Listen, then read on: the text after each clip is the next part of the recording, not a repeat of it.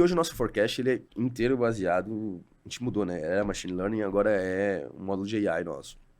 Então, isso já olha para todo o cohort, por exemplo, de assinaturas, quantas vão pausar, se é feriado ou não, Entendi. fim do ano agora, então... Fim do ano dá uma caída, E imagina. você sempre vai refinando esse modelo, ele nunca é um modelo, né? É muito difícil quando você tem 100 mil clientes e 8 mil agricultores e um produto 3 mil SKUs, de uma certa maneira, você não vai acertar todos os SKUs na linha, Com né? certeza. Mas é muito mais eficiente, por exemplo, do que 98% hoje do varejo faz. Pessoal, mais um podcast indo para o ar. Hoje a gente vai falar com Tomás Abraão, CEO da Raízes. Tudo bem, Tomás? Tudo bem, Dario, e você? Tô ótimo, cara. Já vou começar aqui te perguntando o que é Raízes para contextualizar para a galera. E também, logo depois que você perguntar, quero saber qual foi o trigger que você fez, porque esse modelo de negócio... poucas pessoas conseguiram descolar. Eu já te falei antes aqui em off que tua pauta me chamou muito a atenção, porque você conseguiu fazer o que muitos não conseguiram. E isso me intriga bastante, então eu quero explorar muito nessa conversa como é que você fez esse tipo de negócio de fato dar certo, captar e ter gente acreditando. Para início, vamos contextualizar a Raízes e o Tomás. Explica aí pra gente o que vocês fazem. Bom, a Raízes ela é uma plataforma que conecta o campo à cidade, né? Mas a gente se propõe a ser o maior marketplace de orgânicos e saudáveis do país. Legal. E começou, né, nesse nicho, principalmente mais de orgânicos. Hoje a gente já abrange toda a linha de saudáveis, que é um mercado muito maior, já de 110 bilhões. E como que a gente consegue fazer através de tecnologia, e aí desde machine learning até AI preditiva, para entender quanto que o campo precisa produzir para abastecer a cidade, a gente reduzir desperdício e gerar mais eficiência na cadeia, né? Bom.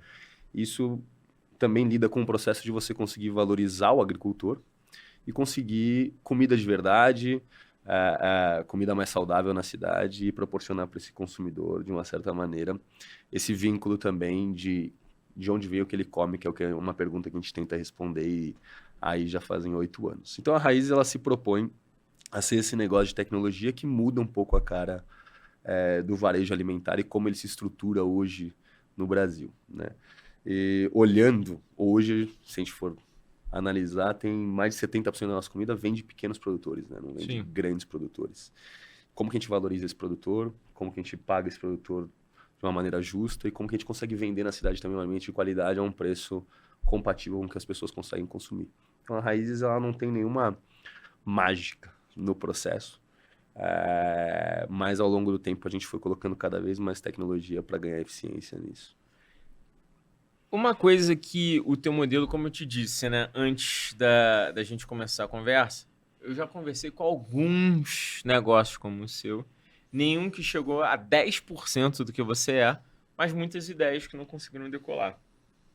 E aí eu percebi algumas dificuldades quando o pessoal veio falar comigo. A primeira delas é como é que eu consigo precificar esse pequeno agricultor para a minha ponta final, sendo que esse cara ele tem uma baita sazonalidade, muitas vezes ele pratica um preço completamente disparo, e muitas vezes ele, inclusive, não consegue se comprometer, porque é um cara pequeno, né? A gente está falando do pequeno agricultor, que a grande verdade é que ele não faz isso não é por mal, porque ele tem que se virar, né? A gente sabe que, apesar do Brasil ser um grande país em termos de produção, né? O agro é muito forte aqui, a gente ainda é muito carente em termos de gestão no agro, né? O Brasil não dá esse subsídio para que a gente faça.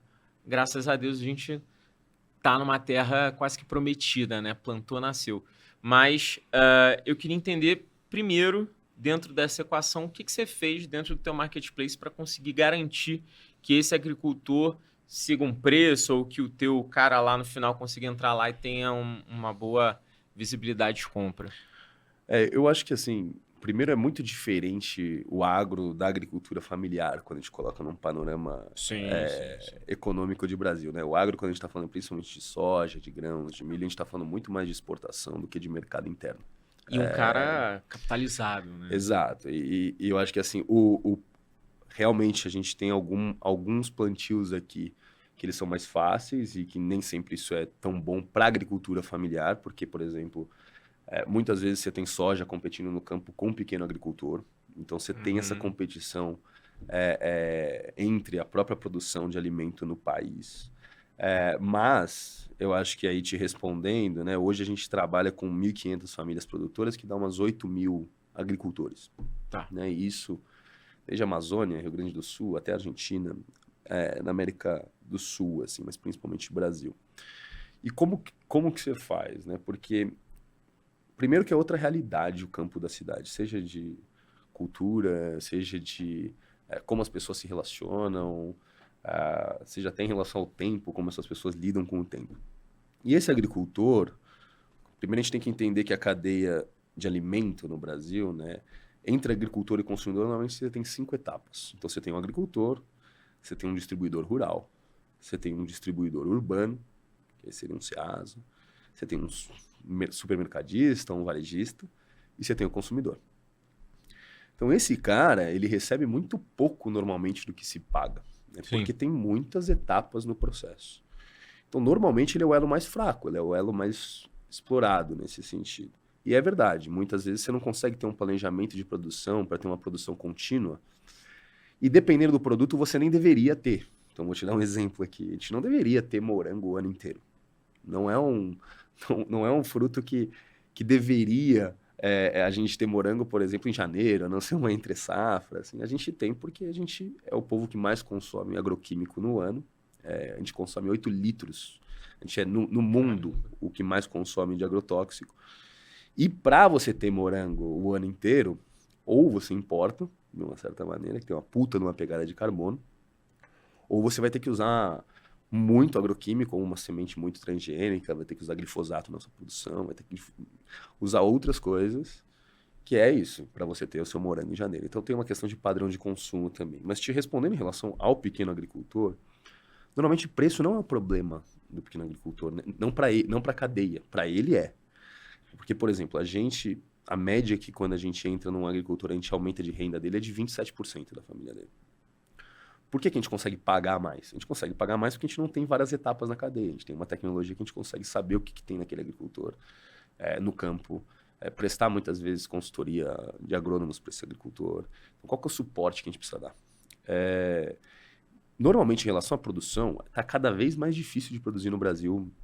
E aí eu digo comida principalmente orgânica e sem agrotóxico. Está cada vez mais difícil por conta de uma questão climática.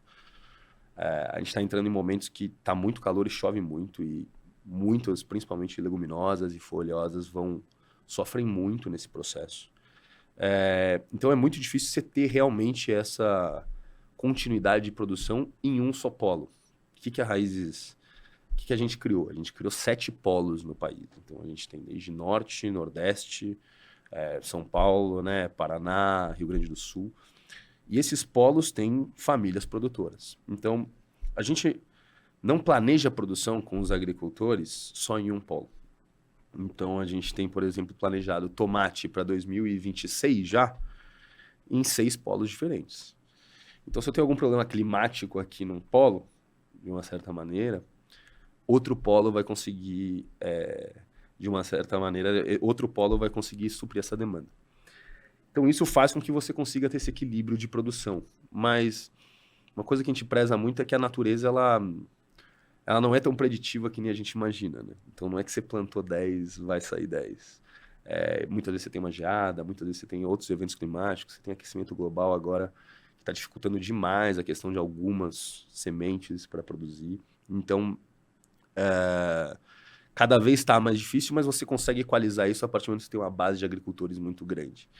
E quando o agricultor ele começa a ter confiança no processo, né, e a gente já tem aí 8 anos de estrada, né, que a gente nasceu há 1, 2 anos atrás, e isso faz com que no campo você já tenha um nome, e os agricultores conheçam quem é você, no ponto de vista de raízes, né, de empresa, começa a ter uma confiança onde esse processo ele vale muito mais do que um contrato, é um processo de tempo. E aí a cadeia ela começa a ficar muito mais fácil de ser trabalhada, muito mais eficiente. Assim. Então, por isso que a gente consegue pagar melhor o agricultor, vender mais barato na cidade e ter uma margem que, por exemplo, no fresco é 50% maior do que um varejo alimentar, se você for pegar o balanço dos grandes varejos. Caramba. É. Mas ainda nessa questão, o teu agricultor, ele tem uma dificuldade pela sazonalidade por isso, mas ele também tem, até onde eu sei, tá? Me corrija se eu estiver errado, você é o especialista. Mas ele, para conseguir te precificar, ele oscila bastante também no preço. Isso você repassa para o seu cara ou você absorve, você entende que para o seu preço final você vai ter um valor de compra ali 10% para cima, 10% para baixo, você absorve isso e repassa? Ou você conseguiu criar uma gestão para isso não acontecer? A partir do momento que a gente consegue, né? Como a gente tem. A raiz ela tem muita data, muito dado. Então a gente consegue prever o quanto a gente precisa de banana para daqui a 2 anos. Né? Isso tem toda uma curva de aquisição de cliente versus qual é o lifetime value desse cliente, quanto ele vai gastar ao longo do tempo e tudo mais. E esse agricultor, que a gente entende que é um cliente nosso também, não só o consumidor, quando a gente consegue planejar para os próximos 2 anos, é setado um preço. Tá? Esse preço pode mudar dependendo se ele descolar muito, sim, mas normalmente ele não muda. Tá? Em 93% dos casos ele não muda. Seja para cima ou seja para baixo. Por quê? Porque quando você está plantando, por exemplo, uma fruta para daqui a 2 anos, você está fornecendo para esse agricultor um agrônomo, semente, todo o processo de garantia dessa compra e tudo mais, você consegue fazer com que esse preço oscile mesmo. Óbvio que pode chegar lá na frente, oscile menos, né? Desculpa. Sim. Pode chegar lá na frente e ele está muito descolado e você ter que rever o preço. Mas são raros os casos, assim. Então, normalmente a gente consegue setar o preço antes do planejamento. E eu acho que também essa oscilação ela se dá muito no mercado que ele é mais comoditizado. No mercado que ele é menos comoditizado, acho que ela se dá menos, assim. Entendi. Mas no teu modelo você não compra o produto, né? Você só seta o preço e esse preço vai para o teu marketplace, onde você vai ofertar essa venda. Não, a gente compra. Ah, você compra? A gente compra. Então você tem estoque? A gente tem estoque. A gente tem estoque, mas o nosso estoque gira em 1 dia e meio, para você ter uma ideia. Então, ele é basicamente o estoque de frescos, né? Sim. Porque tem outras coisas na raiz, que nem pão, queijo, leite, ovo, né? Coisas que o consumidor... Hoje a gente tem mais de 3 mil itens, então a gente é uma alternativa realmente àquele consumidor que quer consumir saudáveis, não encontra ou não quer ir no supermercado achar esses saudáveis. E aí tem uma questão de confiança também, de toda a curadoria que a gente tem, então alguns itens não entram lá, você não vai achar lá refrigerante, não vai achar outros itens assim. Cara, eu achava que vocês não compravam, eu achava que era marketplace puro. Cara, a gente já fez isso lá atrás, mas ele é um processo que... Na cadeia de alimentos, a gente ainda não está preparado para ele. Trabalha nessa cadeia há quase uma década. Eu assim. acho que esse que é o ponto. Porque é o seguinte, você precisa de um centralizador logístico. Imagina que o produtor, né, na sua casa, por exemplo, quantos produtos diferentes de frescos você consome mais ou menos por semana? Você tem uma ideia? Não tenho a menor ideia. Mas deve ser no mínimo 8, 9 produtos entre alface, tomate. Deve ser mais ou menos isso. No mínimo. De cabeça aqui veio 5, que é o básico, né? Alface, tomate... Muito difícil um produtor produzir todos esses produtos, né? Óbvio que o ideal é a gente não ter monocultura, é a gente ter, por exemplo, agroflorestas, ter outro tipo de produção. Rotação da terra. Exato. Então eu acho que... Mas muito difícil um produtor conseguir produzir tudo que você quer consumir. Não necessariamente o que você deveria consumir, porque você pode também consumir e se adaptar ao que o produtor produz. E aí existem grupos de compra e tudo mais. Mas essa não é a realidade que a gente está hoje. E aí eu acho que assim, o ponto é, você precisa de vários produtores, que nem a gente tem esses milhares, que trabalham junto com a gente. E esses vários produtores, somados, vão ter uma cesta de produtos. A partir do momento que você faz um marketplace, e esse produtor tem que entregar direto para o consumidor, cara, é muito difícil disso dar certo. Primeiro, por uma questão de padrão de qualidade. Segundo, por uma questão de que não necessariamente o que você consome é o que esse produtor vai produzir. E às vezes ele não consegue produzir por onde ele está, ou depende do solo, depende da semente, depende de vários outros fatores. Então, a questão do marketplace, ela é linda do ponto de vista de business, né? De negócio. Ah, que maravilha. Eu vou fazer um marketplace que vou conectar todos os agricultores do país a E você é consumidores finais. satellite zero. Exato. Não Só dá. que aí já quase uma década nessa cadeia, não funciona. Hoje não funciona. Eu acho que funcionaria se a gente tivesse agricultura, que é o contrário do que está acontecendo, que é agricultores cada vez mais próximos do centro urbano. Uhum. Por exemplo, uma cidade que tem um pouco isso é Paris. Paris tem um pouco isso. Assim, os agricultores estão mais próximos. Também é outra escala de país, É outra né? escala, O Brasil é um país, né, continental, então muito difícil, assim. Então, hoje você fala assim, cara, você vai produzir manga em São Paulo? É bem complicado você produzir manga em São Paulo. O consumidor está preparado para ficar sem manga de São Paulo? Não. Ele quer manga. Ou o morango que a gente falou. Manga você vai produzir provavelmente no Nordeste. É óbvio, dá para ter manga aqui? Dá, mas outro tipo de manga, outra manga. Então eu acho que tem que se adaptar do ponto de vista de business também. A gente não está nessa etapa. Talvez um dia a gente tenha, espero que sim. Mas hoje eu acho que já tentaram um business assim, e grandes empresas já tentaram um business assim. Não acho que dá para fazer isso hoje na cadeia de agricultura familiar. Isso já me responde bastante coisa, viu? Porque dessa penca de gente que eu vi tentar, uma penca queria quebrar essa dinâmica de compra, queria fazer um marketplace sem comprar, entendeu? Às vezes consignado, às vezes, pô, vou só concentrar alguns e outros não. É lindo, eu acho maravilhoso, Mas não dá. mas é um pouco isso. Eu adoraria que meu time fosse 5 vezes campeão mundial, mas ele não é. Hoje em dia ele não é. Então eu acho que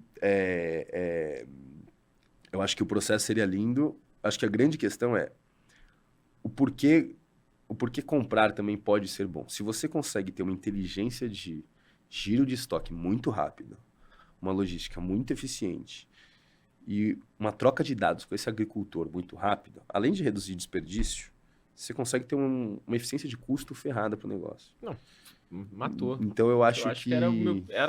Eu acho que era essa a pergunta, sabe? E eu acho que muitas pessoas que também tentaram, tem várias pessoas que tentaram esses tipos de negócio, né? E principalmente no online, não no offline,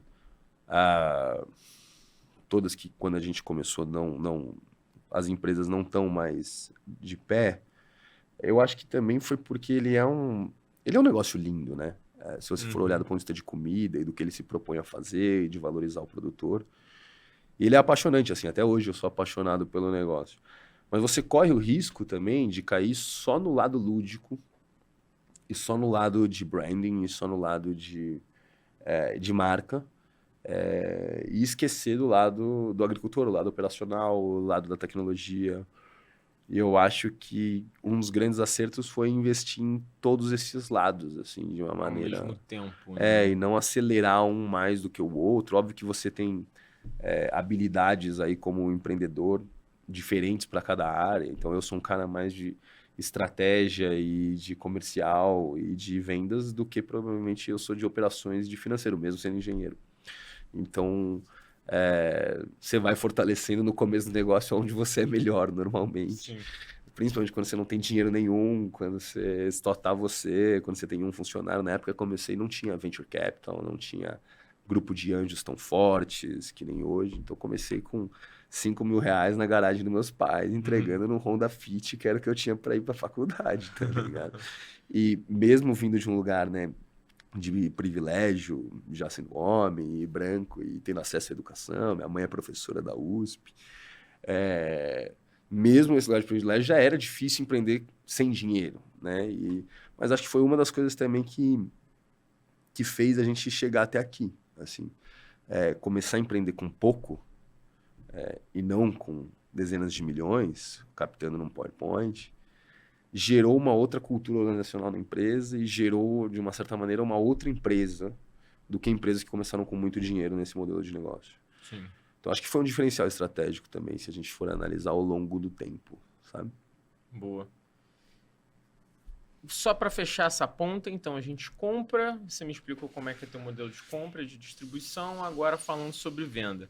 Você hoje é focado em seu site, você tem assinatura. Me explica um pouquinho Tá. essa jornada de compra do cliente final.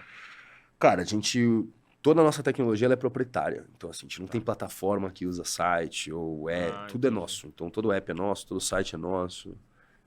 Os módulos por trás também são nossos, porque não existe módulo para você lidar com o fresco e esse tempo de entrega tão rápido. A gente teve que criar isso. E hoje a gente é 100% online, né? A gente se especializou em ser o maior mercado de saudáveis online hoje da América Latina. Mas eu acho que o ponto para a gente sempre foi o que vai ser diferencial estratégico e o que vai ser coisa só da nossa cabeça e de sonho, né? Mas o modelo de negócio de jornada do cliente hoje já tem vários clientes que conhecem a gente, né? A gente tem mais de 100 mil clientes em São Paulo. Então, esse cliente ele entra na Raízes, baixa o app ou no site. Ele pode ter assinatura ou ele pode ter um modelo de avulso, que a gente chama.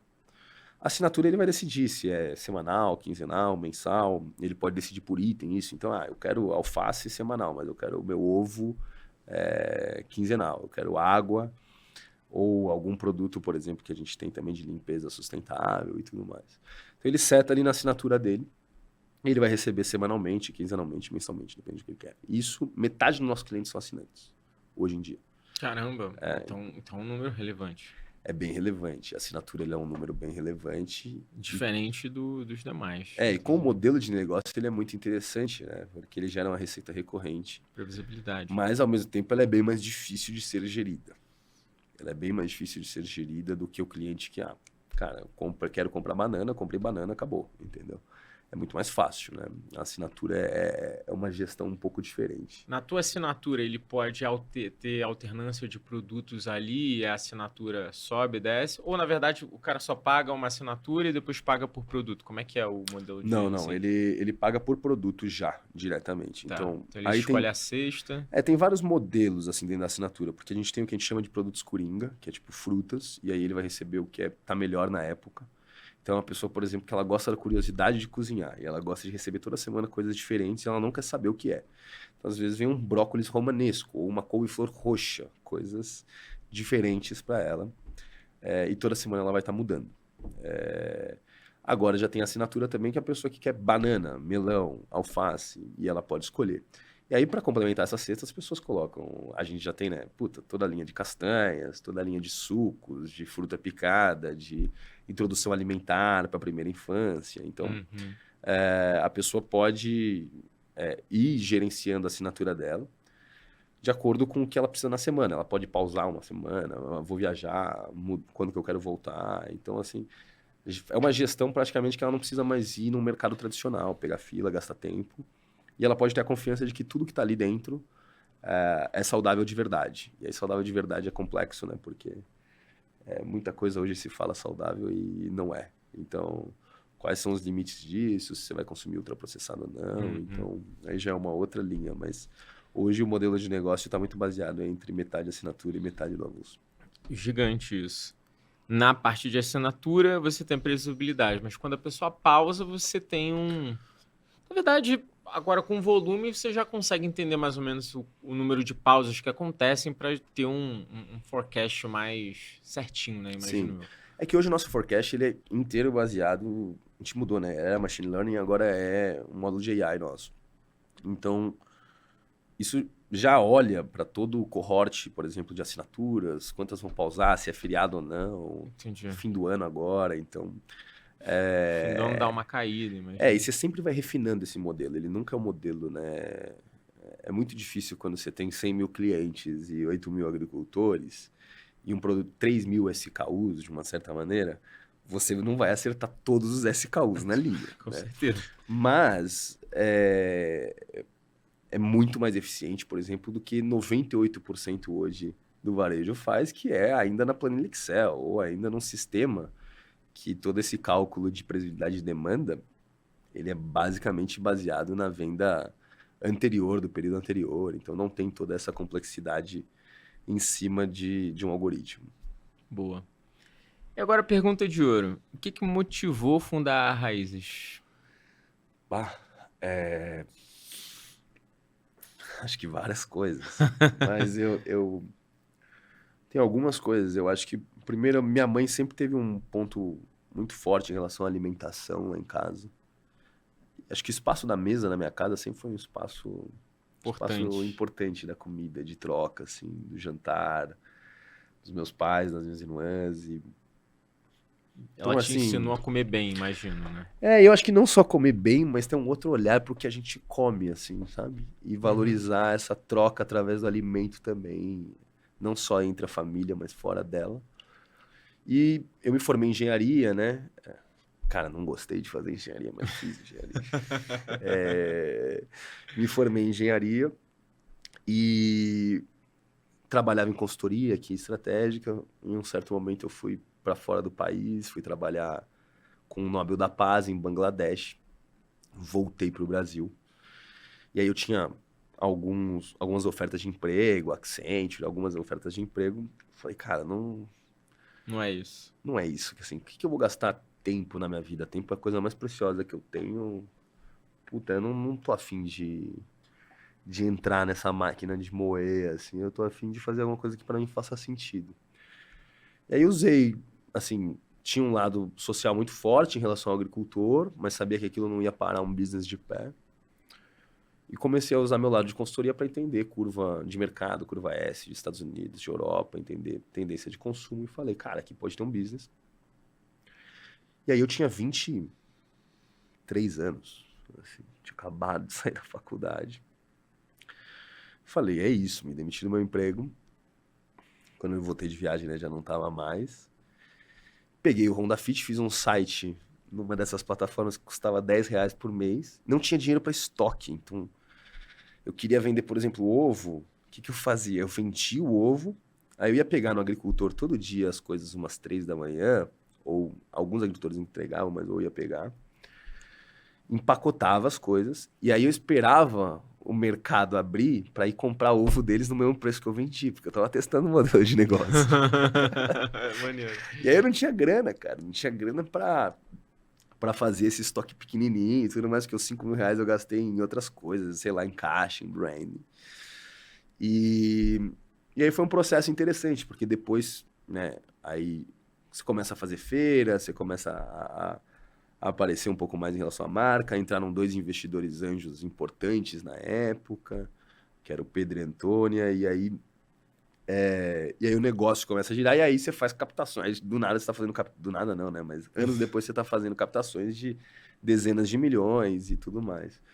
E eu acho que teve um lado bom pra gente, porque por mais que a gente tenha captado dezenas de milhões de reais, eu acho que o fato da gente não ter criado uma empresa que precisa de uma necessidade de caixa muito agressiva no sentido de burn rate, e a gente fez essa mudança em 2022, foi um puta de um diferencial estratégico. Porque uma das coisas que a gente, principalmente o Venture Capital, ele acha que ainda não sacou no ambiente de comida do Brasil, é que, primeiro, que não vai ser um mercado de winners take all. Não vai ser um mercado que um ganha. Tipo assim, não é um mercado que um ganha. Segundo, que ele é um mercado que precisa de tempo, de maturação, e a marca precisa de tempo de maturação, né? E terceiro, que quando você joga com fluxo de caixa do seu lado, o tempo não está contra você, o tempo está contra seu concorrente. E cara, isso é um diferencial que acaba pegando em outros pontos que a galera não saca. Porque, por exemplo, quando um CEO, quando um empreendedor está muito pressionado, né, normalmente ele não é um gestor tão bom. Né? Sim. Ele não consegue segurar a pressão do conselho deliberativo, ele não consegue... Sim. Ele não é um gestor tão bom. E isso acaba impactando a empresa negativamente. Com certeza. E eu já tive momentos que eu impactei negativamente na empresa por não saber lidar com a minha ansiedade, com a minha pressão. Então, acho que...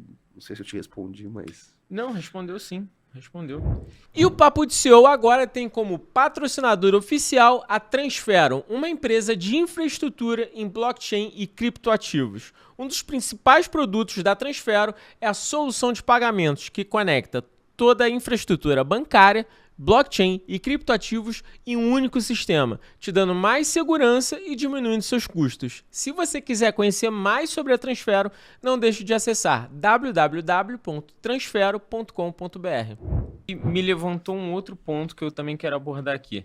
Você está breakivado, dando caixa positivo, crescimento aí de 70% no ano, e ainda que um crescimento acelerado, também um pouco comedido no sentido de não fazer nenhum tipo de loucura. Acho que parte da minha pergunta você já respondeu, porque isso te dá sanidade, mas isso foi estrategicamente pensado? Você montou um negócio para isso? Ou em determinado momento você falou, cara, essa coisa de começar a crescer, tentar conseguir o Brasil inteiro, que todo mundo quer, não faz sentido, eu vou mais devagar, independente de ter essa pressão. Porque existe essa pressão externa na startup, né? Não sei como é que é ter os investidores, mas os investidores querem aquele famoso number, né, de 5, 7 anos sair para ficar rico. Você entra aqui num papo como esse, não no meu aqui, mas numa conversa, o pessoal já começa a perguntar, tá, mas deu triple, double já? Já tá aqui com quanto de pessoas, já dobrou o número de pessoas ano a ano. Existe essa pressão de startup que eu, particularmente, nunca fui a favor, só que eu era o ponto fora da curva. Hoje a galera tá mais do meu lado do que fora de mim. Mas eu queria entender como é que você pensou isso. Cara, primeiro eu acho assim, eu não tinha maturidade para pensar nisso Boa. naquele momento, assim. Eu acho que eu fui crescendo como pessoa junto com a empresa também. E como profissional também. Então, eu errei pra caramba, assim, ao longo do tempo. Mas eu não tinha maturidade para entender o que era o tamanho desse jogo, né? E eu só fui entender isso depois que eu captei... Que a gente captou mais de 15 milhões de reais. E aí foi criado... Aí a empresa já vira uma SA, já tem um board, você já é auditado e tudo mais. Quantas captações você fez ao longo do caminho? Cara, a gente fez umas 3 captações. Só que eu parei já fazem 4 anos. 4 anos você não capta? Não, porque aí que a gente mudou. Assim, aí que a gente... E foi a melhor decisão que eu já fiz. Para te falar a verdade, até esse presente momento, né? Porque naquele momento eu não acreditava mais naquela bolha... Porque no empreendedorismo tem muito ego também, né, cara? Tem então, assim, muito. O que começou a acontecer pra mim é que sinônimo de sucesso era captar. Tipo, primeiro, o que é sucesso, né? Pra cada um é uma coisa, mas captar dentro do empreendedorismo era o seu ponto máximo, saca? E pra mim aquilo não fazia muito sentido, porque assim, quanto de impacto você gera? O que você tá fazendo? Qual que é o propósito que você tem? Quanto você fatura até, pode ser, beleza. Qual que é a tua margem? Mas captar não é o maior sinônimo de que você fez algo realmente relevante. É super difícil, né? Sim. E também tem aspectos da captação que ela é muito... Como que eu posso dizer, cara?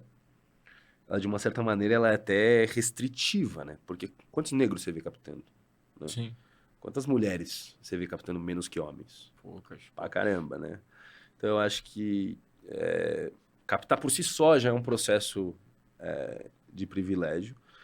E aí a gente resolveu mudar isso na empresa, cara. Eu resolvi mudar porque, primeiro, uma questão de necessidade, que eu olhava e falava assim, mano, a gente tá queimando caixa. Não fazia sentido pra mim queimar aquele caixa pra crescer aquele tanto. Eu falava, isso aqui não vai parar de pé e eu vou ter que ficar sempre captando. E o que alguns empreendedores não sacavam, e hoje eu acho que estão sofrendo bastante por conta disso, é que sempre achou que valuation era a coisa mais importante do mundo, né? Não, porque a gente recebeu proposta de captar mais de 100 milhões de reais, entendeu? Nos valuations absurdos. Só que isso vem com outras consequências. Então, um exemplo, né? Normalmente vem com uma cláusula de preferência de liquidação, que é o quê? Se você não atingir aquele valuation, o fundo que entrou, ele é o primeiro a ter uma preferência de liquidez e sair. Então, eu tenho muito empreendedor hoje que eu conheço de empresas de centenas de milhões de reais que não conseguem vender a empresa ou não conseguem sair da empresa, porque só os investidores ganhariam dinheiro. Então, ganhariam não, né? Ficariam even, nem ganhariam. Os investidores não perderiam tanto dinheiro. Eu te digo. Então, eu acho que essa mudança que foi não vamos mais captar e vamos viver com as nossas próprias pernas, e aí tem um outro, mas aí também tem uma armadilha, né, no negócio que a gente tá, que chama capital de giro, e aí a gente tem que entender como lidar com capital de giro ao longo do tempo, porque capital de giro quebra a empresa, Quebra. se você não sacar. Eu acho que lidar com isso, assim, foi uma maneira também de olhar e falar assim, eu não acredito nesse modelo de bolha para mim, que é captar centenas de milhões num valuation absurdo, que a saída para um estratégico ou para um IPO, cara, é muito difícil nesse valuation, essa é a verdade. E pouquíssimas são as empresas no Brasil que fizeram isso. Normalmente, se você for olhar os fundos, eles ganharam dinheiro mais em deals que não chegaram em IPO e no final, né, foram deals de um estratégico comprando, mas são poucos ainda. Hoje o nosso range, para complementar você, é que 80% de todas as vendas ocorreram entre 50 e 100 milhões, Sim. né, de valuation. valuation. Então, quer dizer, não tem esse game ali que todo mundo tá pensando que é o que ocorre. E quantas dessas vendas os fundos ganharam dinheiro? Porque assim, talvez quem tenha ganhado dinheiro que foi quem entrou mesmo em early stage e tudo mais, né? Mas a gente foi para um modelo muito mais de private equity, que era assim, cara, não vamos fazer um valuation absurdo. Tipo, a saída a mercado, né? Assim, você não vai sair a 30 vezes receita. Tipo, assim, sabe, cara? Tipo, e aí você vê Mas eu acho que o mercado não compra, mas compra, será ainda? Não, naquela época tava comprando, naquela né? época, Mas eu acho que assim, você olha e fala assim, cara, você vai sair a 30 vezes receita? Quem que vai sair a 30 vezes receita? A não ser que você seja um SaaS com uma margem bruta e líquida absurda, tudo bem, você vai sair com um múltiplo de EBITDA alto que vai te dar, talvez, próximo disso. Mas é muito absurdo o que estavam pagando, né? Sim. E eu acho que teve gente ainda que não processou isso. Que não processou. E o que eu vi foram muitos concorrentes nossos pararem de trabalhar, teve gente saindo do Brasil agora, gente que está fechando, com muito mais dinheiro que a gente, com 15 vezes mais dinheiro que a gente, não conseguiram entrar no nosso mercado de frescos ou de assinatura, porque não conseguiam dar 2 passos para trás, cara. Tipo assim, é tão viciante esse processo do crescer, crescer, crescer. E eu fiz triple, double, double. Eu fiz triple, double. Tipo, a empresa saiu de um faturamento baixo para um faturamento de 20 vezes em 3 anos. Em 4 anos, perdão. Mas eu acho que, assim, o ponto é sustentável isso? Tipo assim, quantas startups quebraram ao longo desse tempo por conta disso, né? 99% das startups, eu vi um estudo outro dia, que elas fecham em menos de 3 anos. Isso. E também tem um pouco desse modelo, porque é um modelo quase que de dumping de mercado. Você vai testando, é muito dinheiro, é muito capital, fica 2 anos e quebra. E aí não consegue dar 2 passos atrás e falar assim, porque talvez a gente esteja tão cego às vezes empreendendo, né? Que falta um pouco de humildade de olhar e falar assim, talvez eu tenha que perder um pouco de receita mesmo, saca? Tipo, eu perdi receita quando eu fiz esse movimento. Eu perdi 20% da minha receita. Hoje a receita já é 2 vezes o que era naquela época. Mas eu tive que fazer esse movimento. E eu queria te fazer 2 perguntas. Para você explicar melhor para o pessoal, essa questão de liquidez do fundo, né? Você fala, o cara entra com fundo, mas ele assina uma liquidez. Não, ele não assina uma liquidez. Em inglês, né, chama liquidation preference, né? Sim. Em português é preferência de liquidação. Que ela é uma cláusula, se você for olhar do ponto de vista da ótica do fundo, ela é até que justa, porque fair. Ela é fair, o fundo está investindo e tudo mais. Só que que é, né? Você tem classes de ações normalmente dentro de uma empresa, né? E preferenciais. E essas ações, de uma certa maneira, pode não ser por ação também, pode ser dentro do contrato social. Mas eu te dei 100 milhões de reais, por exemplo. Eu vou corrigir isso em inflação e o mínimo que eu tenho que receber quando eu vender minha participação é isso. Então, vamos dar um exemplo aqui, eu vou corrigir IPCA aqui em 6%, tá? Ano que vem é 106 milhões de reais. Aí vamos supor que a empresa vai ser vendida. Chegou alguém para comprar a empresa. Só que o valuation que você fez na época era absurdo. Você fez um valuation de 500 milhões de reais, saiu em todas as matérias, que maravilha, que lindo, né? Que sinônimo, como você é foda, você captou muito dinheiro a um valuation absurdo, unicórnio e tudo mais. Chega uma proposta, daqui a um tempo, que ela é de mercado, aí é ou de um estratégico, ou de um private equity, ou a empresa querendo sair. Pouquíssimos casos, né, são IPO, assim, hoje eu tô lembrando só de Nubank, assim, que é um caso no Brasil. Mas, e aí o que acontece? Essa empresa falou assim, tá, quero vender a empresa. Ah, quanto que o mercado tá pagando? Ah, o mercado tá pagando 110, por exemplo. 106 vai pro fundo. Você fica com 4. O empreendedor lá, todos os opcionistas, até os anjos, por exemplo, que entraram antes, vai todo mundo dividir 4. Então, existe uma... E do ponto de vista do fundo, que está colocando muita grana num negócio arriscado, é quase como se fosse o backup dele. Só que aí começa a ter uma briga, porque as empresas começam a não conseguir ser vendidas, né? Porque aí... o arrastar, né, que em inglês é o drag along, nenhum consegue arrastar o outro, a empresa não consegue ser vendida porque ninguém quer vender aquele valor, né? Então, ele é um all-in muito grande você captar muito dinheiro a um valuation muito alto. E a não ser em casos de mercados, na minha visão hoje em dia, tá, no Brasil, mas a não ser em casos de mercados, talvez fintech, Eu ia falar isso, fintech. e fintech e talvez SaaS, sendo muito sincero, porque SaaS é um modelo de subscription com margens muito altas. Health também um pouquinho. Mas Health ainda para mim não se provou, assim, nesse sentido, de conseguir ter uma alavancagem tão grande. Assim. As startups muito alavancadas de Health, eu não vejo elas nesse patamar. Porque no Brasil, eu vejo que as de Health elas são muito focadas em P&D, que é algo que não se provou. O que é uma Health de P&D? O cara ele tem uma tese de que ele vai criar um medicamento, alguma coisa, ele nunca foi a mercado, porque não tem como ir no mercado, porque ele precisa de 10 milhões de reais para fazer o negócio acontecer. Sim. Essas de P&D, eu acho que também não se provaram. Agora, lá no exterior tem muita empresa de health que é de venda, sei lá, tem uma empresa que foi vendida lá para aquela farmácia, de farmácia, o PS, é o PS? O PS, eu não sei, cara. É lá dos Estados Unidos? Eu acho que é o PS. Não, o PS é de entrega. Não é isso não. CVS. CVS. Sim. CVS. Que é uma empresa de PillPack. Era uma empresa de fracionamento de produto. Uma entrega final, mas interessante. Aí sim. Mas é que eu acho que assim... Mas no Brasil não tem isso, eu concordo com você. É mais de P&D, aquele cara que quer, sim. sei lá, prontuário digital, essas coisas assim, né? Sim, eu acho que tem valias grandes nisso, tá? Tem, na minha visão, mas é que eu acho que quando eu tava colocando fintech e SaaS, né, e software as a service, eu acho que para mim são modelos que você consegue a muita escala, muito rápido, com uma margem alta e dá para você Sim.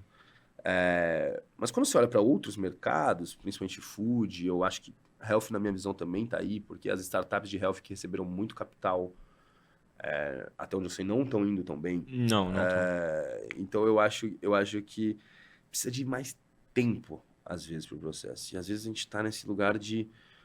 o mercado vai ser ganho por um. Cara, eu acho que isso é quase que um FOMO, assim, um Fear of Missing Out dos investidores, sabe? Tipo assim, não necessariamente vai ser ganho por um, assim. Tem mercados tão grandes, assim, a alimentação é um mercado tão grande que... Você não tem um player de alimentação. Farmácias, por exemplo, por mais que a Droga Raia, por exemplo, seja a maior do Brasil, né? O share dela não é metade do mercado brasileiro. Ela está concentrada em regiões, né? A Raia Drogasil. Então, eu acho que assim... E aí, no sentido de health tech, é um mercado que eu entendo muito pouco, para te falar a verdade. Mas eu acho que, às vezes, a gente precisa de um tempo de maturação da startup. E eu acho que dá para você fazer triple, double, não é um ponto. Dá para você também fazer double, né? E que eu não acho é ruim, né? Que é ótimo, entendeu? Tipo assim, dependendo do estágio que você tá, hoje a gente tá com 240 funcionários, crescer 70% ao ano é maravilhoso, entendeu? Sem captar, Pô, para com isso. Cara, gerando EBITDA, o nosso EBITDA hoje ele é 3 vezes do varejo alimentar tradicional, entendeu? Tipo, eu acho que assim...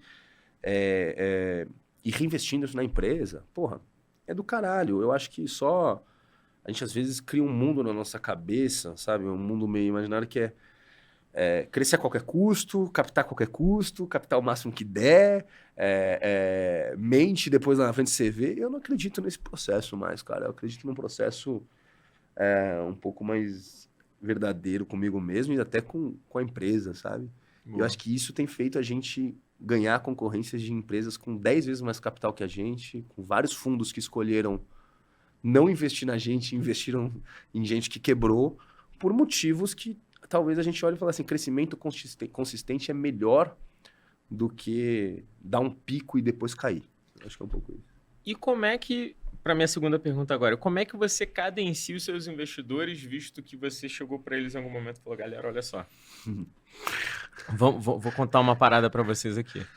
Eu não vou ficar aqui na loucura, na frenesi de sair captando para dobrar, para dobrar, para dobrar, para dobrar. Porque os caras devem te botar pressão. Nesses cheques aí que você já está operando, a galera já está com a paciência bem curta, né? Cara, eu acho que assim, sim, mas eu acho que o papel de um líder não é passar pressão, é saber segurar ela também, né? Golaço, hein? E as pessoas confundem isso, né? Tem muito... Eu também confundi. Tinha muita época que eu saía da minha reunião de conselho, cara, e eu descia na minha diretoria e eu passava toda a pressão e, tipo... Cara, é puta de uma cagada, assim. Porque você só... você não ajuda em nada, você só vai estourar as pessoas, tipo... Mas o conselho tem que se entender também que o papel deles é esse. Também ajudar. E aí eu tenho diferentes conselheiras e conselheiros com diferentes perfis, cada um com as suas coisas maravilhosas, com as suas coisas não tão legais do ponto de vista para mim, né? Mas eu acho que todos estão ali para ajudar. Eu acho que eu escolhi bons investidores e sócios. Mas muitas vezes vem pressão, e vem pressão às vezes além do que você precisa. Então, às vezes você tá entregando um puta de um ano, sabe? Você tá entregando 100% de crescimento, dobrando seu EBITDA, tal. E às vezes você só quer falar, tá bom, beleza, vamos discutir o ano que vem, vamos discutir planejamento de 2025, mas esse ano vamos ficar por aqui, vamos tomar um vinho, sabe? E não, o investidor às vezes ele vai além, assim, e às vezes ele não saca, e isso é uma coisa que eu saquei com o empreendedor, porque hoje também já falo com outros empreendedores, já mentoro dos empreendedores, que é muito legal ver esse ambiente também florescendo, mas o que eles não sacam é que, assim como você, como líder da organização, como sendo chefe, se você só esmagar, eu não acredito nessa cultura de medo e de pressão hoje em dia. Eu acho que as pessoas, elas performam num lugar de segurança, mas se você só esmagar, você vai estourar todo mundo, cara. E o investidor não saca que, às vezes, o empreendedor também é assim. Tipo assim, porra, você tem um dia a dia do caramba, você tá trabalhando muitas horas por dia, né? Trabalhando para um sonho, para um propósito, para ganhar lá na frente uma porrada de coisa. Se você tem um puta de um resultado, uma puta de uma execução e continua esmagando, você vai fazer o empreendedor quebrar psicologicamente. Você não vai ter um cara motivado, motivando o time dele e dando mais resultados. Você vai ter um cara desmotivado, entendeu? Eu já cheguei a entrar nesse lugar. E aí, cara, eu precisei amadurecer rápido. Acho que minha família me ajudou muito, minha mulher me ajudou muito nesse sentido também, desse ponto de apoio.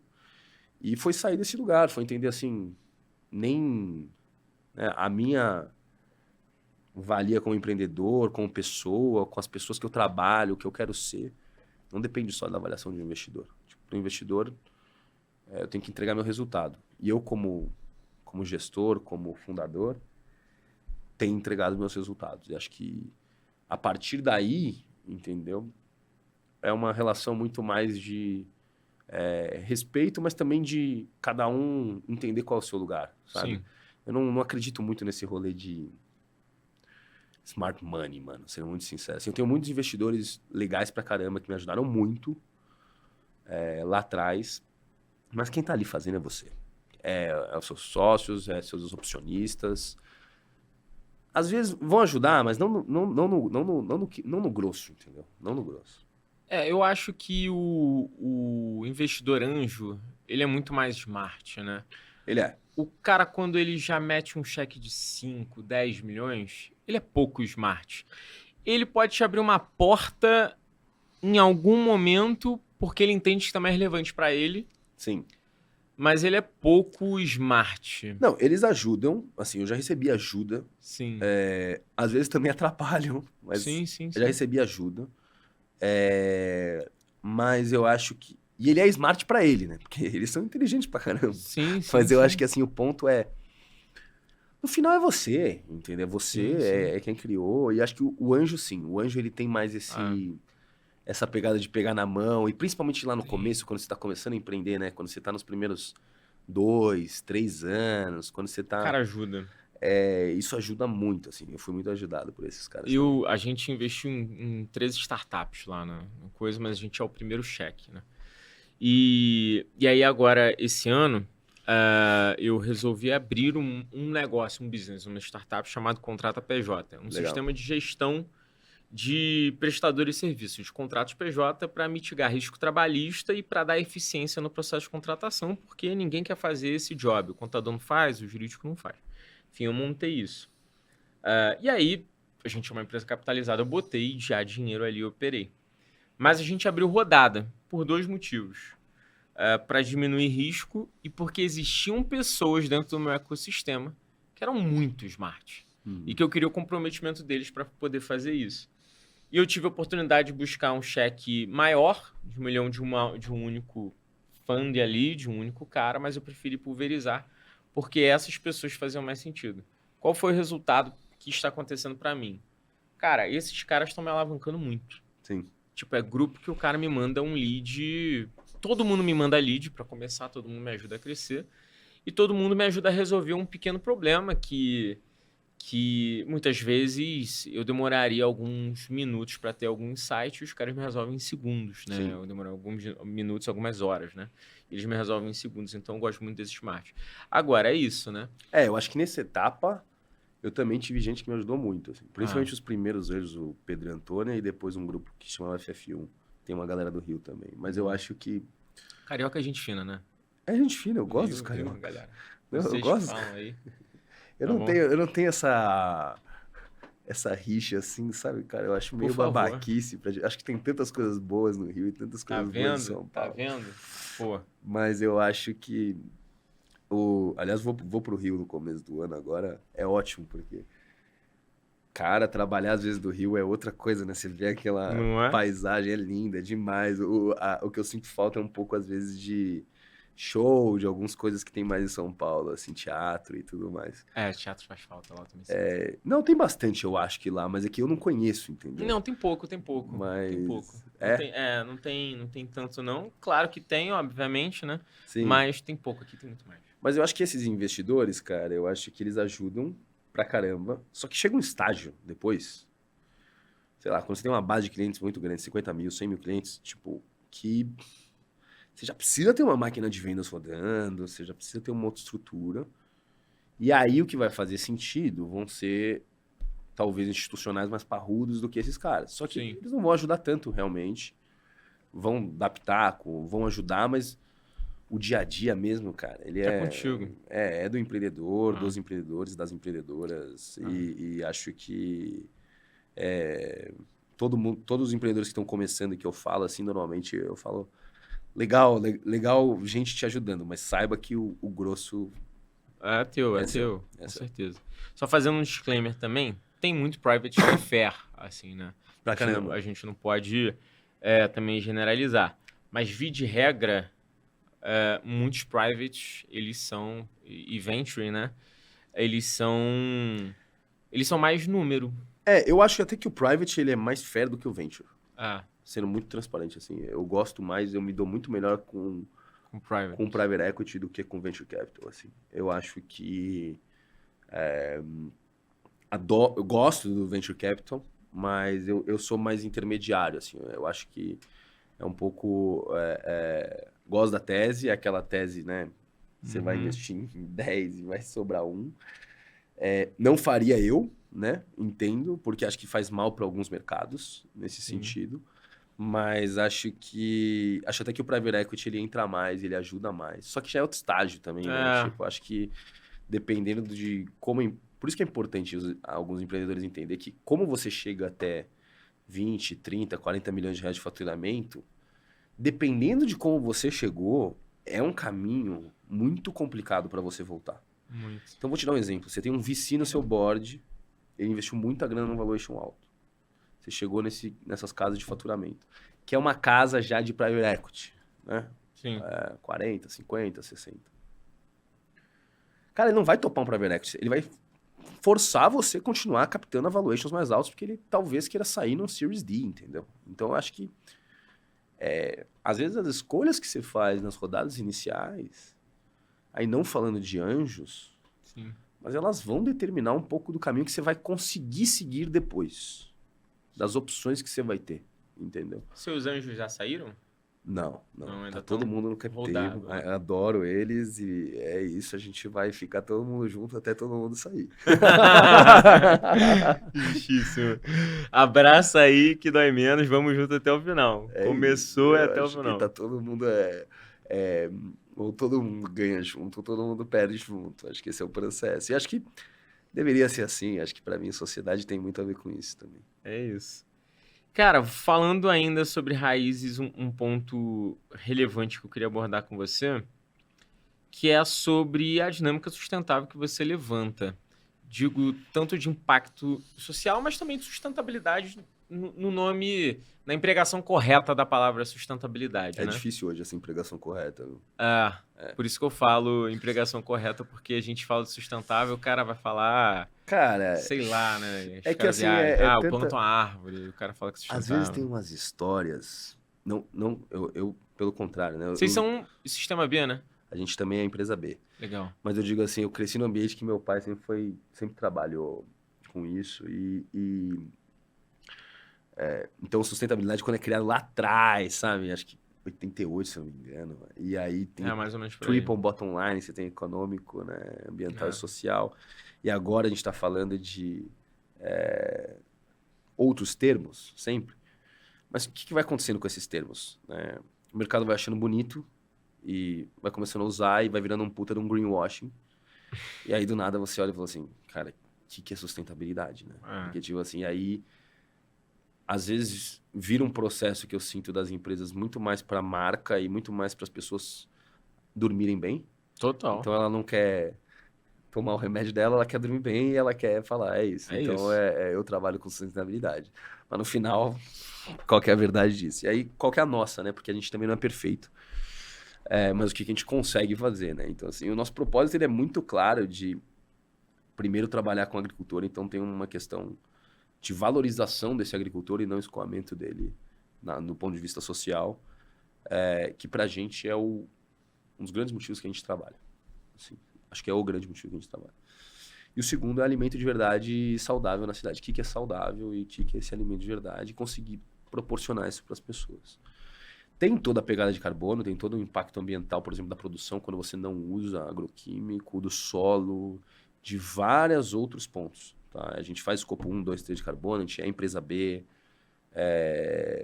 Mas eu acho que quando esse propósito de, principalmente no nosso caso, mais social, tem o ambiental também, mas mais social, de comércio justo com esse agricultor, de empoderar essas famílias, quando esse propósito ele está ligado ao teu modelo de negócio, a gente entende que a gente é um negócio de impacto social. Sim. Quando ele é um side, para mim isso, tá? Isso é uma opinião muito minha, deixa eu deixar claro, não é um descritivo do que é a verdade, né? Claro, Quem sou eu para falar a verdade, mas a minha opinião é essa. Quando é uma coisa, por exemplo, esse copo d'água que a gente tá olhando e falando assim, não, esse copo d'água ele é feito com vidro reciclado, por exemplo. Beleza, isso é core do copo. O copo tem que ser feito com esse vidro. A partir do momento que você olha e fala assim, não é esse copo d'água, é o que a gente está vendendo junto com ele aqui, num site, a gente está falando que é sustentabilidade. Cara, para mim é um jeito de você diminuir impacto, mas você não é uma empresa de impacto e você está tentando usar de uma certa maneira esse marketing a favor da tua marca. E eu acho que para Raízes tem muito disso. Assim, para a gente, o que a gente faz o motivo que a gente tá em tabela Excel todo dia, o motivo que a gente tem 250 pessoas trabalhando, o motivo que a gente, pô, tem tantos carros na rua. E não é perfeito, pô, tem pegada de carbono, nem todo carro meu é elétrico, entendeu? Pô, tem coisa que eu adoraria fazer, que é, por exemplo, reduzir a zero o uso de plástico, mas reduzimos o máximo que deu, entendeu? E tem coisa que a gente não é perfeito, entendeu? Que a gente tá tentando melhorar. Mas o core de ajudar o produtor, a gente não abre mão. O core de comida saudável, a gente não abre mão. E acho que isso são valores claros para mim. E foi muito... É muito engraçado, porque eu tinha outros valores pessoais meus quando eu tinha 23 anos. E eu fui começando a entender que a empresa ela é um processo muito maior do que eu, né? E é lindo eu ser indispensável também para a empresa e entender que esses valores meus não necessariamente são os da Raízes. Sim. Hoje em dia. Então, eu, por exemplo, quando eu criei a Raízes, eu queria comprar só coisa local, para pegada de carbono ser menor. Quando eu fui olhar e falei assim, cara, como é que eu vou produzir abacaxi? Não dá, não dá. E aí, uma coisa é o Tomás, outra coisa é a Raízes. Mas o que eu queria dizer é o seguinte, sustentabilidade pra gente é core, mas é core num nível que a gente nem quer chamar de sustentabilidade. A gente nem quer vender isso. Tipo, tem uma linha nossa até que chama sustentável, né? Mas eu acho que assim, não é o motivo que a gente faz. O motivo que a gente faz é porque a empresa nasceu para isso, porque a gente acredita nisso. Então, acho que tem que tomar cuidado com vários termos que a gente tem hoje em dia. Sim. Mas é um tesão ver a turma lá e todo mundo trabalhando porque sabe o impacto que a gente faz quando vai no agricultor, quando a gente vê ou quando... Você faz seus colaboradores irem no agricultor? Cara, a gente fez, por exemplo, acho que esse ano, eu vou 2 vezes por ano. Eu ia muito mais, assim, sabe? É que tem colaboradores já lá, né? A gente trabalha lá. Mas toda a empresa vai normalmente 1 vez por ano. A gente fez essa visita. É muito colaborador, mas é legal, é um esforço que a gente faz. E é muito louco, porque quando as pessoas começam a entender, cara, que um tomate demora 5 meses, 4 meses, dependendo. Que uma cenoura demora, às vezes, dependendo do tempo, 5, 6 meses. Que um limão demora 2 anos, que um alface demora 2 anos? Demora 2 anos. Dependendo de como tá o sol, demora 2 anos. Caraca. Se você não plantou, sim. Pô, manga? Se você não tiver a mangueira, tem manga que é década, cara. Assim, a natureza, ela é tão linda nesse sentido, porque o tempo que a gente tá acostumado, né, agora de entrega em 5 minutos, né? A manga E aí demora você olha e 10 fala assim, anos pra chegar. você acha que aquela alface demorou quanto tempo, sabe? A nossa relação com o tempo tá muito louca. E aí trabalhar com comida e quando os funcionários vão lá, e aí você entende por que o cara que tá fazendo rota na logística, por que a pessoa que tá no administrativo fazendo uma planilha, por que o comprador tá de fim de semana, às vezes. E eles olham aquela terra, olham a família, e a gente olha e fala assim, porra, a gente aumentou a renda dessa família de 5 mil para 6 mil reais, isso é a diferença entre o filho conseguir estudar numa família de 5, 6 pessoas. Puta, eu entendi por que eu tô na planilha Excel todo dia. Legal, E isso é foda, eu deveria fazer mais. Adoraria fazer mais. E o outro lado é do consumidor também, quando alguém chega pra você e fala assim, cara, porra, tem cheiro, tem cor, sabe? Tipo assim, porra, eu consigo ver de qual agricultor que veio. Eu consigo, talvez agora, comer mais saudável do que eu comia antes, porque agora eu tenho acesso a esses saudáveis e orgânicos. Então, esse lado dos 100 mil consumidores também é muito foda. Então, assim, isso preenche, assim. Sabe que eu, ao longo dos anos, né, fui desenvolvendo um paladar melhor. Não que eu tenha um baita paladar acurado, não é isso. Mas eu fui entendendo os gostos das coisas, eu fui me abrindo isso. Quem me abriu isso, na verdade, foi o vinho. Legal. Porque o vinho vai te pedindo isso, você vai vendo a harmonização, e aí, obviamente, você não bebe vinho todo dia, mas aquela coisa de você sentir o gosto, eu comecei a prestar mais atenção.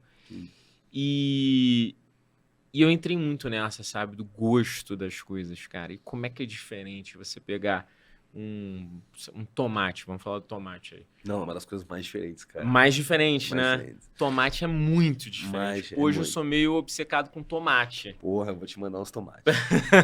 Sério, Paraná. porque tomate tem uma diferença bizarra. Acabou que eu dei um tiro aqui e acertei, mas tomate é uma coisa que pra mim é muito diferente, cara. É diferente. Limão também.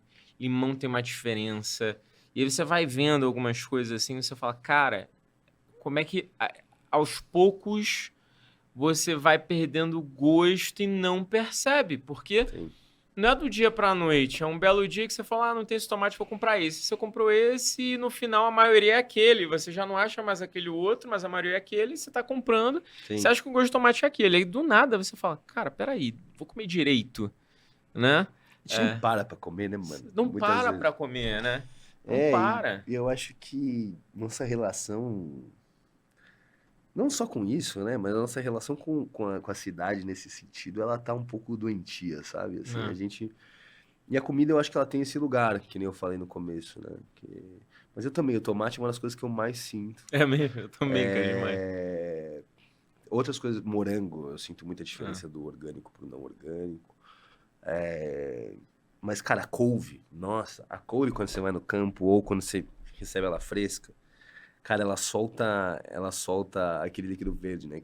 aham. Acho que é clorofila, eu não sou um especialista, mas, cara, é outro cheiro, Eu adoro é couve, outro cara. gosto. E eu Couve é acho uma que, parada que eu gosto em mas a gente tudo. tem parado pouco, né, pra sentir cheiro, pra sentir gosto, e eu acho que é isso, cara. É o mais rápido possível, é na minha casa, é isso. Não interessa se vem plástico ou não, e não interessa se é saudável ou não, se é ultraprocessado ou não. E quando você menos vê, você tá com 55 anos e tá com câncer porque você tá se alimentando mal pra caramba faz quantos anos, né, cara? É, você não E eu acho. percebe, né, cara? Isso que é É, o eu, lance. eu, eu acho que assim, a gente teima em achar que a alimentação é uma coisa. Por exemplo, foi muito louco, porque eu tive uma hipocrisia muito grande no processo de empreender, que durante 2 anos eu me alimentei muito mal por conta dessa pressão, eu não tava sabendo lidar e tudo mais. E hoje já mudou completamente de novo. Eu sempre fui um cara que me alimentei bem. Mas as consequências de alimentação, a galera não saca, assim, sabe? Assim, já tem vários estudos ligando a vários tipos de câncer, alguns tipos de agroquímico, ao que você consome. E a gente ainda tá tão. A gente tem várias barreiras de acordo, né, com que as pessoas conseguem consumir, com o padrão social delas e tudo mais, né? Então, assim, ainda tem uma barreira do ultraprocessado, assim. Depois vem a barreira da salada, depois vem a barreira do agrotóxico. Então, tem tantas barreiras do ponto de vista de educação alimentar nossa mesmo, que é muito foda. Mas essa questão que você falou do tempo, é isso. Acho que a É, gente precisa parar um pouco mais, às vezes. justíssimo. Cara, Tomás, o papo tá muito maneiro. Tô adorando aqui a conversa. Eu tenho mais duas perguntas para você só para finalizar. Antes da última, a próxima pergunta é: equilibrar sustentabilidade, resultado e caixa. Como é que isso é dentro da Raízes? Porque É é foda. foda. Não, não, é foda. É que eu acho que assim. Voltando, mas acho que assim, quais são os valores que você não abre mão do ponto de vista de sustentabilidade e de negócio? Beleza. Esses são inegociáveis. O resto é negociável. E o resto tem que apontar para resultado e caixa. E resultado e caixa são coisas completamente diferentes, né? Às vezes já tem Sim. momentos que a empresa tá dando resultado e não tá dando caixa, é seu ciclo de capital de giro, seu ciclo de pagamento. Hoje ainda bem, a gente tá dando os dois. Mas, sendo muito sincero, cara, eu acho que quando o porquê você faz o que você faz está muito claro, os valores da empresa estão claros para as pessoas, para você, essa decisão ela é meio que simples, assim, ela dá para ela ser feita. Tipo assim, às vezes a gente coloca numa balança como se sustentabilidade fosse gerar menos resultado. Às vezes gera mais, entendeu? É que às vezes a gente é cego do ponto de vista de, como gestor, Uhum. a gente só enxerga a linha do Excel financeira, número 728, e fala assim, o que é aquela... Vou te dar um exemplo aqui, né? Mas por que gastou mais no papel que era semente, por exemplo, que era um Não. papel que a gente tinha que, tipo, você plantava e virava uma semente pra você não usar papel.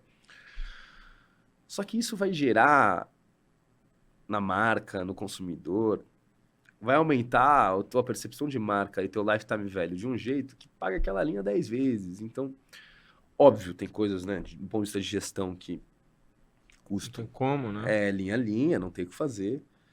Mas tem que tomar cuidado para não ficar cego. Porque acho que se você fica cego, você perde o norte do negócio. Você fica muito no curto prazo e você perde o que lá na frente aquilo vai impactar. Mas dá para equilibrar. E eu acho que nem sempre eles concorrem. Tá. Eu acho que é um pro outro, né? Eu acho que assim, é trabalhar a sustentabilidade como core do negócio, mas entender como gerar resultado. E resultado, se você tiver uma boa gestão de cycle e de capital de giro, vai gerar caixa. Eu acho que Boa. desde que não tenha nenhum buraco no negócio. Né? Acho Boa. que é meio lógico isso pra mim. Legal. E agora a pergunta final. Eu sempre faço essa pergunta para todo mundo que vem aqui, que é para você dar uma dica pro cara que tá empreendendo, que já tem uma empresa ou que é C-level dentro do teu segmento. Que dica você poderia... Dentro do meu segmento? Dentro do teu Caralho. segmento.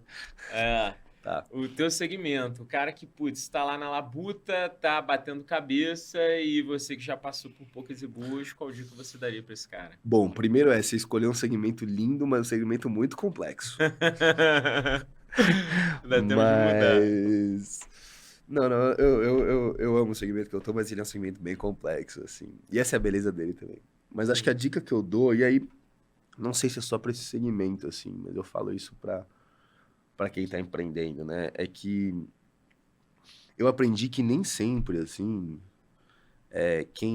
porque no final a competitividade, ela é esse jogo, né? Entre as empresas, né? E nem sempre quem ganha o jogo é quem tem mais dinheiro, ou quem é mais inteligente, ou quem tem as melhores pessoas. Cara, eu acho que, óbvio, ter pessoas boas é importante, ter capital é importante, ter tudo isso é importante, mas eu acho que às vezes é quem aguenta mais, pra te falar a verdade. É a resiliência. E tem que tomar cuidado, porque às vezes quando você tá chegando muito perto do seu limite, você saca que é seu limite, acho que você também já deve ter, já chegou Sim. perto. Muitas vezes.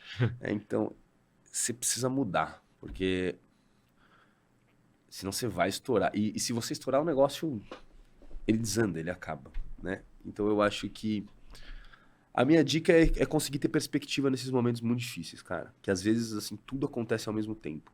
Então, eu já tive momentos super difíceis pessoais, que juntaram com momentos da empresa, com saúde de família e tudo mais. E eu acho que quando você tá nesse fundo do poço e você, pô, tá tomando pressão do conselho e você nem sabe como que eu vou motivar meus funcionários e você tá desanimado. Eu já cheguei em momentos que eu tava super desanimado, assim, e ainda bem que hoje tô super pra frente nesse sentido. Eu acho que olhar com uma outra perspectiva, e parece meio básico isso, né? Mas às vezes é só tentar olhar e falar assim, cara, por que que eu tô nesse lugar agora e como que eu tava enxergando antes em momentos que eu tava mais feliz? O que que eu tô enxergando diferente? O que que eu tô sentindo diferente? E respirar e ter essa resiliência, e eu acho que deixar o tempo vir, acho que foi muito importante para mim ao longo do processo. Boa. Então, às vezes não é ficar pensando, às vezes não é ficar fritando. Óbvio que a atitude, porra, e trabalhar pra caramba no empreendedorismo é meio básico, não vou ficar falando isso aqui. Mas às vezes é só respirar e entender que olhar de um outro olhar e segurar as pontas é a estratégia mais importante que você pode ter. Golaço. Pra mim foi isso. Cara, o podcast foi muito maneiro. Eu vou te Pô, falar é que muito se da hora estar com você aqui também. o negócio não apitasse aqui, eu ia ficar aqui direto. Não foi um posso prazer. deixar de te dar um presente da Minimal, Pô, que é a obrigado. nossa patrocinadora e amiga. Legal, Isso daí obrigadão. é uma blusa de camiseta, cara, pra usar a todo momento. Tô vendo que você gosta de Maravilha. roupa básica aí. Fica super à vontade. Pô, brigadão. Galera já conhece. Camiseta Minimal é a melhor pedida para qualquer hora do seu dia. Se quiser cupom de desconto, Papo de Seu 15. Lembrando que é uma camiseta que não dá bolinha, feita de algodão egípcio, super fácil de passar, não dá cheiro. E é para você usar desde o início do seu dia até o seu happy hour. Então fica super à vontade. Corre lá. Sou investidor dos caras também, sempre eu gosto de fazer então gelado. é isso. Gosto muito, mínimo tá no meu coração, eu só visto mínimo. Galera, foi esse mais um podcast. Para mim foi super produtivo. Se quiser continuar vendo mais episódios, eu tenho certeza que você quer, não deixe de curtir e compartilhar esse podcast. Clique em seguir. E as minhas redes sociais, vocês já sabem, Dario_Pérez, LinkedIn Dario Pérez, manda um DM, qualquer dúvida eu troco ideia com todo mundo. A galera sempre termina o podcast e me manda. Aí a galera manda mensagem e fala, cara, me dá feedback, eu gosto disso. Então, pode me dar feedback. Quer deixar suas redes, as redes da Raízes? Cara, não uso muito rede, assim, mas a Boa. Raízes usa. Acho que tem no Instagram Raízes, né, no LinkedIn. Eu tenho LinkedIn também, mas eu sou mais apagado nas redes. Mas foi um prazer. Raízes é Raízes no Instagram mesmo? É isso. Lá Boa. tem, aí vocês vão achar, vai ser ótimo. Beleza. Pessoal, até a próxima. Tomás, foi top mais uma vez. Obrigado. Obrigado a você. E até a próxima.